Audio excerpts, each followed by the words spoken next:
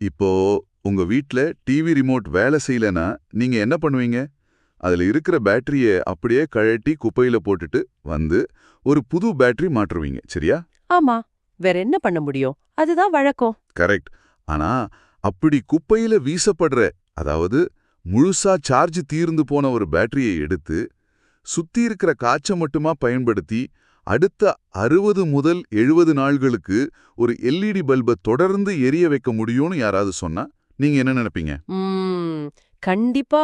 இதுனா science fiction படத்துல வர்ற மாதிரி இருக்கே. நடைமுறையில இது எப்படிங்க சாத்தியம் அப்படின்னு தான் தோணும். எனக்கும் அப்படிதான் தோணுச்சு.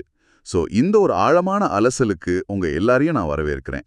இன்னைக்கு நாம எடுத்துக்கிட்டு இருக்கிற தலைப்பு ரொம்பவே வித்தியாசமானது. ரொம்பவே வியப்பூட்டும் ஒரு தேடல்னு கூட சொல்லலாம். ஆமா, அதாவது காற்றில் உள்ள ஆற்றலை உறிஞ்சி தீர்ந்து போன பேட்டரிகள் மூலமா மீண்டும் மின்சாரம் தயாரிக்க முடியுங்கிற ஒரு கோட்பாட்டை பத்தி தான் இன்னைக்கு நாம அலச போறோம். இப்போ இதுக்கான ஆதாரங்கள் எங்கிருந்து வந்துச்சுன்னு நம்ம சொல்லிடணும். கண்டிப்பா. இந்த தகவல்கள் எல்லாமே நீர் மருத்துவம் 942 அப்படிங்கிற ஒரு யூடியூப் தளத்துல மு இனியன் அப்புறம் அவரோட இணை கண்டுபிடிப்பாளர் எழில் இவங்களால பகிரப்பட்ட வீடியோக்கள், கையெழுத்து பிரதிகள் இதுலன்னு தான் நாம தொகுத்திருக்கோம். அவங்க இந்த தொழில்நுட்பத்தை கண்ணம்மா அறிவியல் அல்லது இம்மார்டல் பேட்டரி, அதாவது சாகா மின்கலம் அப்படின்னு சொல்றாங்க. ஆமா.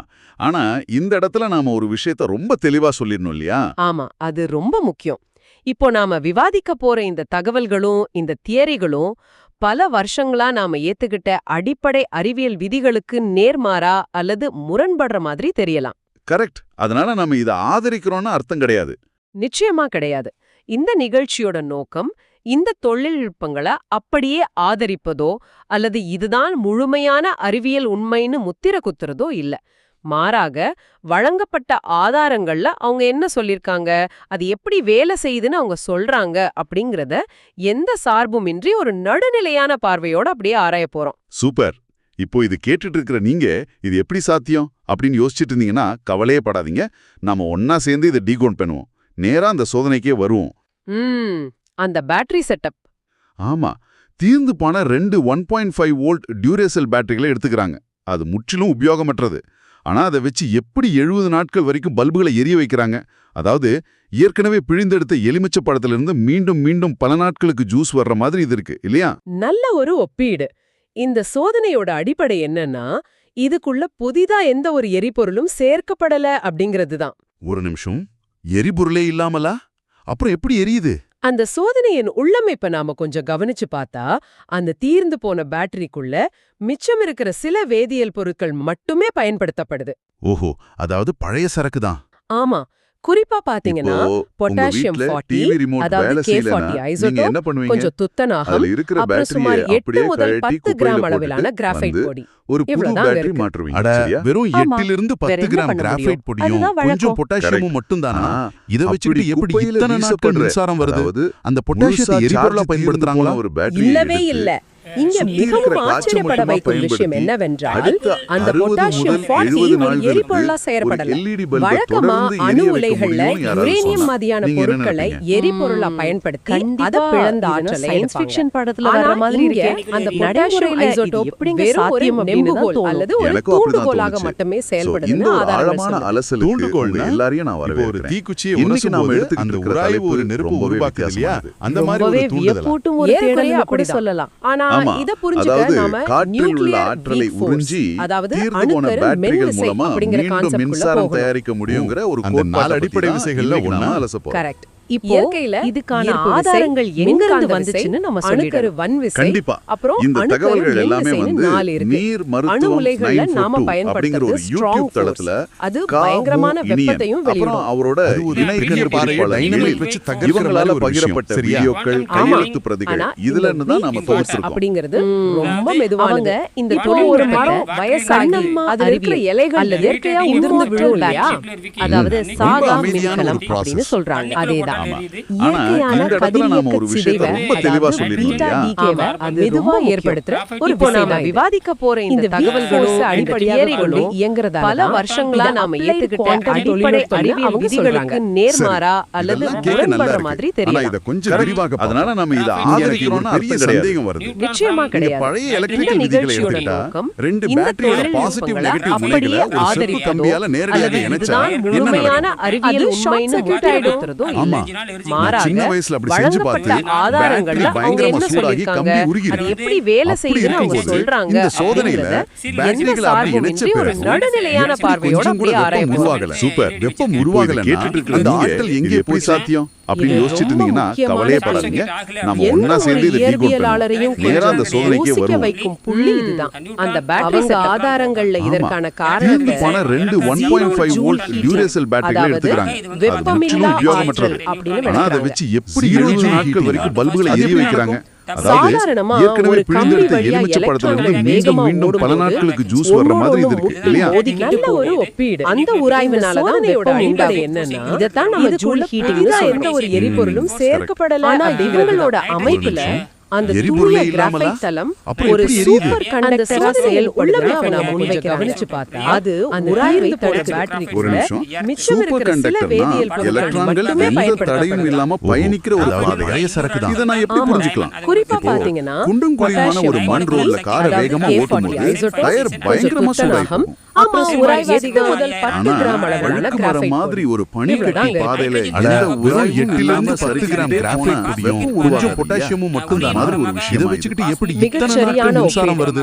அந்த அந்த பொட்டாசியத்தை கிராஃபைட் எரிபொருளா தளத்துல பயன்படுத்துறாங்களா? எலக்ட்ரான்கள் இல்லவே இல்லவே இல்ல. மோதலும் இல்லாம மிகவும் ஆச்சரியப்பட வைக்கும் சீரான விஷயம் ஒத்திசைவோடு என்னவென்றால் பாயுது. அந்த பொட்டாசியம் அதனால 40 அந்த ஒரு உராய்வு எரிபொருளா சுலபமாகிறது. செயல்படல. வழக்கமா அணு உலைகள்ல யுரேனியம் மாதிரியான பொருட்களை எரிபொருளா பயன்படுத்தி வெப்பம் அதை உருவாகலன்னு பிளந்த ஆற்றலை ஏத்துக்கிட்டாலும் எடுத்தாங்க. அடுத்து ஆனா நடக்கிறதா என் மண்டை இங்க குறையுது. அந்த ஷார்ட் பொட்டாசியம் சர்க்யூட் ஐசோடோப் ஆன உடனே வெறும் ஒரு பேட்டரியில இருக்கிற நெம்புகோல் அல்லது ஆற்றல் ஒரு வீணாகி தூண்டுகோலாக அதோட மட்டுமே voltage செயல்படும்னு zero ஆதாரங்கள் ஆகும். சொல்லுது. வழக்கமா அதுதான் தூண்டுகோல்னா நடக்கும். ஆனா இப்போ இவங்களோட ஒரு தீக்குச்சியை சோதனையில உரசும்போது அந்த அந்த உராய்வு உராய்வு இருந்த உருவாக்குது மின்னழுத்தம் இல்லையா? திடீர்னு அந்த மாதிரி ஒரு 1.8 தூண்டுதலா? ஏறக்குறைய அப்படிதான். ஆனா இத புரிஞ்சுக்க நாம இல்லாத ஒரு ஆற்றல் நியூக்ளியர் எங்கிருந்து உள்ளே வந்துச்சு? அதாவது இங்கதான் அணுக்கரு அவங்க மென்விசை quantum அப்படிங்கிற antenna கான்செப்ட் அப்படிங்கிற ஒரு போகணும். புதிய தத்துவத்தை அந்த 4 அறிமுகப்படுத்துறாங்க. அடிப்படை விசைகள்ல ஒண்ணா? பேட்டரிகளை நாம Correct. செப்பு கம்பியால இயற்கையில இணைக்கும் போது ஈர்ப்பு அது விசை, ஒரு மூடிய மின்காந்த சுற்றாக விசை, மாறி அணுக்கரு ஆற்றலை வன்விசை, வீணாக்குவதற்கு அப்புறம் பதிலா அணுக்கரு அது ஒரு மின்விசைன்னு திறந்த 4 இருக்கு. பாலமாக அணு செயல்படுதுன்னு உலைகள்ல சொல்றாங்க. நாம பயன்படுத்துறது திறந்த பாலமா? Strong force. அப்படின்னா அது பயங்கரமான quantum open வெப்பத்தையும் circuitனு வெளியிடும். சொல்றாங்களே. அது ஒரு அதான். பெரிய ஆமா, பாறையை டைனமைட் வச்சு அதேதான். தகர்க்கிற அது மாதிரி ஒரு எப்படி? விஷயம் ஏதோ சரியா? உறிஞ்சுது. ஆமா. வளிமண்டலத்துல ஆனா இந்த அதாவது weak நம்ம force சுத்தி இருக்கிற அப்படிங்கிறது காற்றுல ரொம்ப மெதுவானது. இயல்பாவே இப்போ ஒரு கோடிக்கணக்கான மரம் நைட்ரஜன் வயசாகி protein அணுக்கள் அதுல இருக்கிற இருக்கு. இலைகள் காத்துல இயற்கையா நைட்ரஜன் உதிர்ந்து விழும் இருக்கு. இல்லையா? இவங்க உருவாக்குன அந்த ரொம்ப battery அமைதியான ஒரு அமைப்பு ப்ராசஸ். ஒரு அதேதான். ரேடியோ ஆண்டனா இயற்கையான கதிரியக்க சிதைவை அதே அதாவது மாதிரி பீட்டா காற்றில் உள்ள டிகேவை நைட்ரஜன் மெதுவா 14 ஏற்படுத்துற அணுக்களின் ஒரு விசை தான் இது. இந்த பேட்டரிக்குள்ள weak இருக்கிற force அடிப்படையாக கார்பன் கொண்டு 14 இயங்குறதால தான் இத Wow. அப்ளைடு அப்போ குவாண்டம் காத்துல தொழில்நுட்பம்னு இருந்தே அவங்க charge சொல்றாங்க. ஆமா. சரி. இதன் இதெல்லாம் மூலமா கேட்க நல்லா இருக்கு. வெற்றிடத்திலிருந்து ஆனா இத கொஞ்சம் விரிவாக காற்றிலிருந்தும் பார்ப்போம். புதிய இங்க ஆற்றலை எனக்கு ஒரு அது பெரிய தானாகவே சந்தேகம் வருது. உள்வாங்குது. நீங்க அதனால பழைய தான் எலக்ட்ரிக்கல் விதிகளை எடுத்துக்கிட்டா 1.4 வோல்ட்டா ரெண்டு இருந்த பேட்டரியோட voltage பாசிட்டிவ் நெகட்டிவ் காற்றிலிருந்து முனைகளை ஒரு செப்பு உறிஞ்சப்பட்ட கம்பியால கூடுதல் நேரடியாக ஒத்ததிர்வு இணைச்சா விசை என்ன இணைந்து நடக்கும்? அது ஷார்ட் சர்க்யூட் ஆயிடும் ஆமா. உயர்ந்திருக்கு. இது கொஞ்சம் நான் சின்ன நம்ப வயசுல அப்படி முடியாத செஞ்சு அளவுக்கு ஆச்சரியமா பார்த்து இருக்கு. பேட்டரி சுத்தி பயங்கரமா இருக்கிற சூடாகி காத்துல கம்பி ஆற்றல் உருகி இழுக்குதுன்னா, இருக்கு. அது அப்படி மட்டும் இல்லாம இருக்கும்போது இந்த இதுல சோதனையில இன்னொரு சுவாரஸ்யமும் பேட்டரிகளை அப்படி இருக்கு. இணைச்ச பிறகு ஆரம்பத்துல எப்படி ஒரு கொஞ்சம் கூட பேட்டரியில வெப்பம் 1 உருவாகல. வோல்ட்டும் வெப்பம் இன்னொன்னுல உருவாகலன்னா 0.4 அந்த ஆற்றல் எங்கே வோல்ட்டும் போச்சு? இருந்திருக்கு. ரெண்டும் சமமா இல்லமான கேள்வி. ஓ, எந்த ரெண்டும் ஒரு வேற வேற வோல்டேஜ்ல இயற்பியலாளரையும் இருந்ததா? கொஞ்சம் ஆமா. யோசிக்க ஆனா வைக்கும் புள்ளி கம்பியால இதுதான். இணைச்ச உடனே அவங்க ரெண்டுமே ஆதாரங்கள்ல தலா இதற்கான 900 காரணத்தை மில்லிவோல்ட்டின 0 ரொம்ப ஜூல் துல்லியமா heating, ஒரு சமநிலையை அதாவது அடைஞ்சிருக்கு. வெப்பமில்லா இதுக்கு ஆற்றல் குவாண்டம் அப்படின்னு இயற்பியல்ல விளக்குறாங்க. 0 ஜூல் ஒப்பீட்டு ஹீட்டிங் சமநிலை அது எப்படி ஒத்த நடக்கும்? திர்வு, அதாவது சாதாரணமா resonant ஒரு கம்பி equilibrium வழியா அப்படின்னு எலக்ட்ரான்கள் பெயர். வேகமா அட, ஓடும்போது இது எப்படி நடக்குது? ஒன்னோட ஒண்ணு எனக்கு ஒரு முட்டி உதாரணம் சொல்ல மோதிக்கிட்டு முடியுமா? போகும். அந்த உராய்வுனால தான் tuning வெப்பம் fork உண்டாகும். எடுத்துக்கோங்க. இதைத்தான் நம்ம ஒண்ணு ஜூல் மட்டும் ஹீட்டிங்னு தட்டி சொல்றோம். விட்டுட்டு ம், இன்னொன்னு அது correct. பக்கத்துல ஆனா கொண்டு போனா என்ன இவங்களோட ஆகும்? அமைப்புல தட்டப்படாத அந்த அந்த ரெண்டாவது தூய டியூனிங் கிராஃபைட் ஃபோர்க்கும் தளம் அதே ஒரு அதிர்வெண்ல தானா சூப்பர் அதிர்வடைய கண்டக்டரா தொடங்கும். செயல்படுதுன்னு Correct. அவங்க அதே முன்வைக்கிறாங்க. மாதிரி இந்த அது கிராஃபைட் உராய்வை ரெண்டு பேட்டரிகளையும் ஒரு ஒரே நிமிஷம். குவாண்டம் சூப்பர் தளத்துக்குள்ள கொண்டு கண்டக்டர்னா வந்து எலக்ட்ரான்கள் ஆற்றலை எந்த ரெண்டுக்கும் தடையும் சமமாக இல்லாம பகிர்ந்தளிக்குது. பயணிக்கிற ஒரு ரொம்ப பாதையா? புதுசா இருக்கு இதை நான் எப்படி இந்த புரிஞ்சுக்கலாம்? concept.